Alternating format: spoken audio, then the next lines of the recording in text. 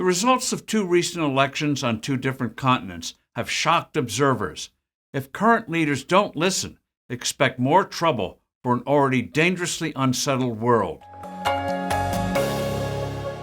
Hello, I'm Steve Forbes, and this is What's Ahead. We get the insights you need to better navigate these turbulent times. A few days ago, a Dutch right-wing party finished ahead of all others in the election for the lower house of the national legislature. The results shocked much of Europe. The party leader, Geert, is regarded by many as a fringe figure. He gained notoriety for a strong opposition to massive immigration of Muslims, tapping into strong feelings that the country is not assimilating them. He also hit political pay dirt in attacking the Dutch government's extreme climate change policies that are highly unpopular. Now, he may become the next Prime Minister of the Netherlands, a prospect that has the European Union's establishment in a lather. A similar reaction greeted the stunning landslide victory of Javier Milei a couple of weeks ago as president of Argentina on the promise of taking a chainsaw to a bloated, corrupt, all-too-powerful government that has set off a hyperinflation. Key to his platform was deep-sixing the Argentine peso and replacing it with the U.S. dollar as the country's legal tender. To that end, he would also shut down the central bank. Who knows if Milei has the skills and backbone to do as he's promised to do, but his triumph and that of Wilders should send other countries, including our own, a big message.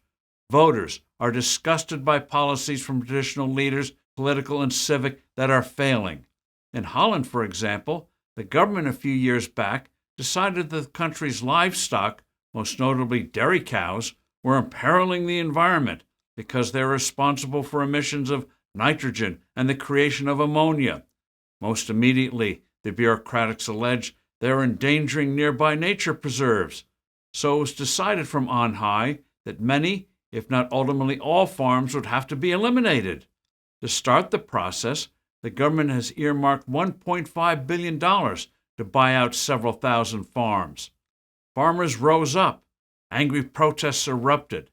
Agriculture is no small matter in that small-sized country of only 18 million people.